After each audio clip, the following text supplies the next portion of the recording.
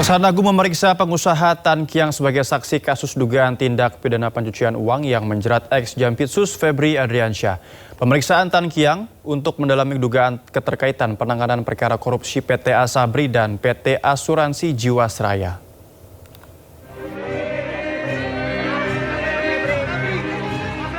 Koordinator Tim 9 sekaligus Jaksa Agung Muda bidang pengawasan memeriksa pengusaha Tan Kiang sebagai saksi guna mengkonfirmasi sejumlah informasi yang berkaitan dengan proses penanganan perkara dugaan tindak pidana pencucian uang atau TPPU yang menjerat tersangka ex-Jampitsus Febri Adriansyah.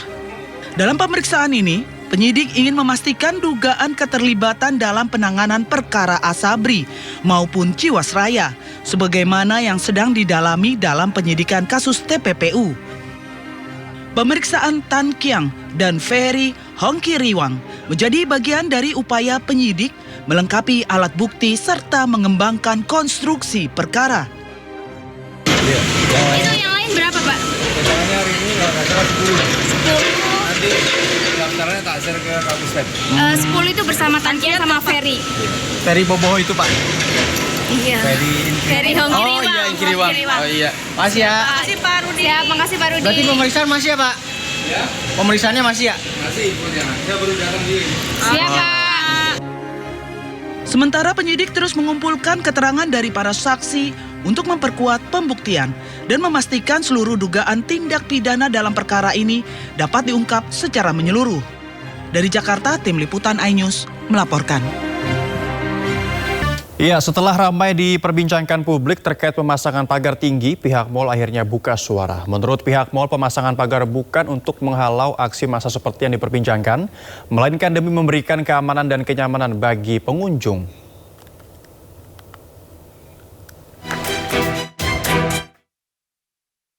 Setelah timbulkan pertanyaan kenapa tiba-tiba sejumlah pusat perbelanjaan atau mal dipasangi pagar tinggi, pihak Pakuwon Group selaku pemilik mal akhirnya angkat suara. Menurut Sutandi Purnomo Sidi, tidak ada maksud lain di balik pemasangan pagar tinggi. Sutandi menyebut pemasangan pagar dilakukan demi menjamin keamanan dan kenyamanan para pengunjung. Sutandi juga mengaku pemasangan pagar dilakukan untuk mengganti pagar lama yang sudah rusak. Tidak hanya itu, Direktur Marketing PT Pakuwon Group itu juga membantah jika pemagaran dilakukan untuk mengantisipasi terjadinya aksi massa. Yang jelas Pakuwon itu bukan peramal. Kita nggak tahu mau terjadi apa. Ngawur. Ya siapa tahu dari ordal gitu loh. Pakuwon, habis gini ada titit gitu loh. Titit. Sekarang berkembangnya zaman, terus Pakuwon City sendiri sudah semakin maju, kita harus perbaiki, kita harus upgrade. Nah itu aja sih, simple as that. Setali tiga uang, Menteri Perdagangan Budi Santoso juga angkat bicara. Walaupun mengaku tidak tahu menau alasan pemilik mal memasang pagar tinggi, namun Budi menjamin tidak ada masalah apapun di balik pemasangan pagar, termasuk alasan peningkatan keamanan. Konfirmasi isu yang berkembang, emang mal itu lagi ditingkatin pengawasannya ya Pak? Apa maksudnya meningkatkan pengamanannya mal-mal? Pusat perbelanjaan Pak. Kita dari koordinasi dengan Lipindo, dengan Aprindo, dengan APBI nggak ada masalah, nggak ada isu itu. Berarti kabar yang membangun pagar itu nggak ada kaitannya dengan itu. Sebelumnya sejumlah pusat perbelanjaan di Jakarta, Bekasi hingga Surabaya dipasangi pagar setinggi 2,5 meter. Salah satunya Mall Pakuwon Bekasi. Padahal sebelumnya pusat perbelanjaan tersebut tidak dipagari. Warganet pun penasaran dan mengaitkan dengan kondisi ekonomi hingga khawatir akan terjadinya aksi massa. Tim Liputan iNews melaporkan. Ya, sementara itu menanggapi fenomena mal dipagari, Gubernur DKI Jakarta Pramono Anung meminta pihak mal tidak melakukan tindakan antisipasi yang berlebihan. Kedua, berkaitan dengan pemasangan pagar, saya juga mengamati mungkin bagian dari kekhawatiran, tetapi nanti pada saatnya pasti saya akan minta untuk pagar-pagar itu dilepas kembali. Karena kekhawatiran yang berlebihan juga tidak baik. Dan saya sebagai Gubernur Jakarta koordinasi dengan TNI, Polri, aparat penegak hukum lainnya, kami akan menjaga Jakarta, mudah-mudahan Jakarta selalu aman, nyaman.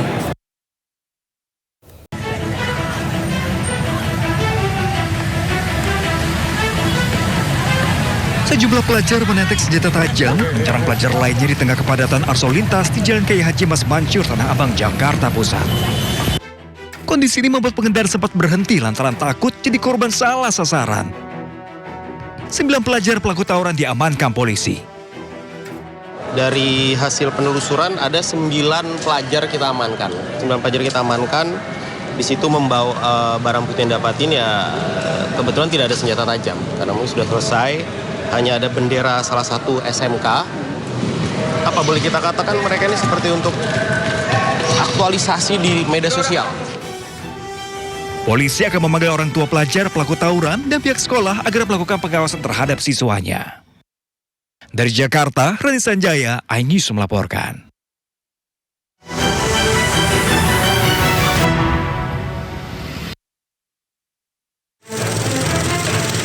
Kepulan asap hitam disertai kobaran api membumbung tinggi dari bagian tengah Pasar Sepinggan, Kota Balikpapan, Kalimantan Timur. Dalam waktu singkat, api menjalar ke deretan kios dan menghanguskan puluhan tempat usaha. Seorang pedagang sempat mencari alat pemadam api ringan, namun saat kembali kobaran api sudah tak dapat lagi dikendalikan. Proses pemadaman yang dilakukan petugas damkar juga sempat terkendala akses jalan yang padat. Dari belakang, saya cari kok ada asap ini, kirain orang bakar itu, rak telur. Kirain orang bakar rak telur, lama-lama kok ada rasa bau karet. Saya periksa lah, ternyata sudah ada api sudah di atas plafon, tepatnya di penjual es batu tukas-tukas itu. Kendala karena masyarakat ya, karena satu sisi menyelamatkan barang-barang dia di pasar, ditambah akses untuk masuk itu cukup sulit ya, karena banyaknya kabel-kabel bentang ya. Petugas kepolisian melakukan olah TKP memastikan penyebab pasti kebakaran. Tidak ada korban jiwa dalam peristiwa ini, namun puluhan pedagang yang kehilangan tempat usahanya merugi hingga miliaran rupiah. Dari Balikpapan, Kalimantan Timur, Ardi Wirya, iNews melaporkan. Saya posisi di dalam aspal. Kompleks Asrama Polisi Panularan Kecamatan Laweyan, Solo, Jawa Tengah terbakar Jumat sore. Banyaknya bahan bangunan yang mudah terbakar membuat api kian membesar dan menghanguskan 12 rumah. Petugas pemadam kebakaran terus berupaya menjinakkan si jago merah agar tidak merambat ke bangunan lain. Api padam 2 jam kemudian. Polisi masih menyelidiki penyebab pasti kebakaran. Tidak ada korban jiwa, namun sejumlah warga mengungsi di beberapa lokasi yang disediakan Pemkot Surakarta. Dari Solo, Jawa Tengah, Septiantoro, iNews melaporkan. Kejaksaan Agung menetapkan Nurman Herin menjadi tersangka kasus tindak pidana pencucian uang ex-Jampitsus Febri Adriansyah. Nurman Herin merupakan teman kuliah Febri yang juga orang kepercayaannya.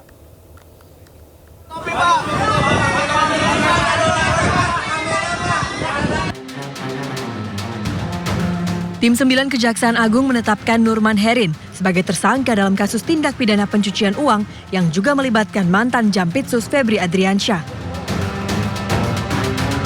Nurman Herin menjadi tersangka setelah diduga ikut serta dalam kasus yang menyeret Febri. Nurman diketahui merupakan teman kuliah dan menjadi orang kepercayaan Febri saat menjabat Jampitsus. Nurman Herin akan ditahan di Rumah Tahanan Kejaksaan Negeri Jakarta Selatan untuk 20 hari ke depan. Dengan pertimbangan 2 alat bukti, dari tim 9 menetapkan tersangka NH terkait dugaan turut serta tindak pidana pencucian uang yang mulai hari ini akan ditahan di Rutan Kejaksaan Negeri Jakarta Selatan untuk 20 hari ke depan. Sebelumnya, Febri Adriansyah juga telah ditahan untuk 20 hari ke depan di Rutan KPK. Saat keluar dari Kejagung, Febri tidak menggunakan rompi tahanan dan tangan tidak diborgol. Pada perkara ini, Kejagung menerima 2 tersangka yang dialihkan dari Polda Metro Jaya. Don Rito dari pihak swasta dan mantan Jampitsus Kejagung Febri Adriansyah. Kejagung mengusut total 4 sprindik pelimpahan dari Polri. Terbaru, tim 9 menerbitkan sprindik baru terkait TPPU temuan emas 74 kg dan uang ratusan miliar rupiah di rumah Febri di Sentul. Sedangkan 3 sprindik lain adalah kasus dugaan korupsi Asabri, Krakatau Steel, dan pengadaan batubara PLTU yang sempat menyebabkan pemadaman listrik. Tim Liputan iNews melaporkan.